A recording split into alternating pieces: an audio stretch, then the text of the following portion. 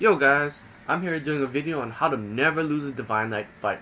So, these are the kind of the tips and tricks that I like to use in a Divine Knight fight, and for the most part, I have never lost a single Divine Knight fight other than the one I'm showing you right now, because of a little something, but we'll get into that later. So, this is your Divine Knight typical screen of what you're going to want to do and who you want to equip.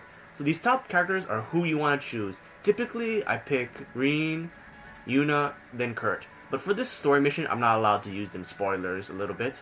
For partner wise, there's really only a couple of choices of who I like to take. I prefer Altina, Elise, and Muse. For the reasons why they do that. So partner, the system how it works is just like it did in the first game, where the partners have only a spell and a support spell, and they can also do the other stuff. So I'll show you in a bit. But the reason I choose those three is Altina, spell, auto reflects one attack. Elise heals everybody and gives gradual CP gain, and Muse heals everybody. So that's the reason I use those three. At one time, you'll only ever get to use 3 Divine Knights.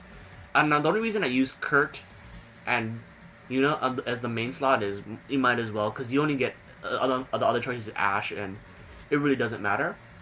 For my orb setup, I typically use HP 3, Attack 3, and Speed 3. You can really mix and match what you want to use in here on your preference. It's just I like using these 3.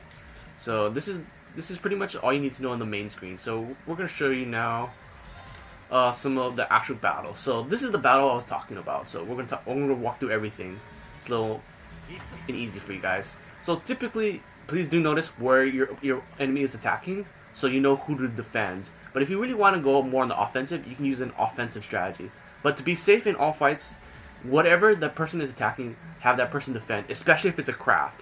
If it's just a normal attack, you'll notice if it's a normal attack there's no circle on the bottom, you can just regular attack them. But if it's a craft, you kind of most likely want to defend.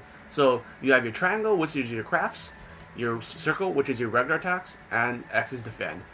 So X, you have to do notice, it does cost EP this time around in this game.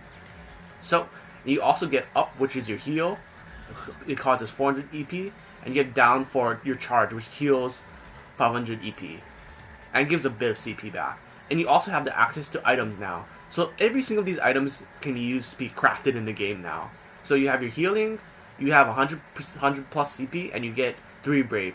The Brave is the most important thing, seeing as how you always want to have 5 Brave points in order to do massive damage. And that massive rush attack deals major damage, and it takes up a huge chunk of your opponent's break meter. So there's some tactics I like to use. Personally, if I'm above 100, if I'm around 100 CP, I like to use these moves. What these do is these 100%ers will 100% stop an enemy from using a craft, and they'll just go to a normal attack. So, but for this fight, as you can see, the boss literally is like shitting on me right now, so I can't do anything. So I'm just gonna let it attack on my guys to take minimum damage. And most of the bosses in the game will have their attacks pretty much well choreographed for you to figure out. So finding out their weak points is very, very easy in this game.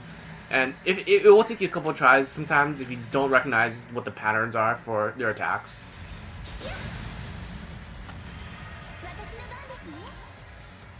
So I can't do it with music just yet.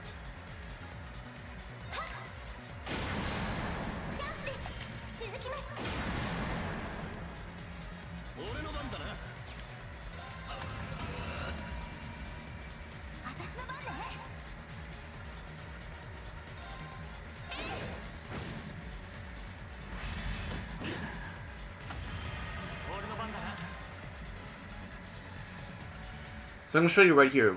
Every single character in the game has one of these moves. It's 100% it will stop your enemy from doing a craft. So right there, as you see, I stopped him from, nullified him from doing a craft. But he's just going to attack my characters anyway, so whatever. But the point is you want to bring him back into neutral stance so you can possibly get more breaks like this. So that's pretty much all the tips I have for Divine Knight fights. These are very, very easy, guys. Probably the easiest in the game. And later on, you will get access to 4 characters, but one of them will have to switch out, so you can use the switch mechanic, like usual in Trails of Cold Steel. But the only reason why I kind of wanted to highlight this boss is because this boss I think is the only boss in the game that I've allowed to wipe my team because of a mechanic I did not understand. So later on, the boss, once he gets to its final phase, will cast a spell. If you let him to cast that spell and you don't disable that craft, the boss will wipe your entire team. That's the only reason I lost. That's the one time I lost a single character throughout my whole playthrough. So hopefully these tips help you guys.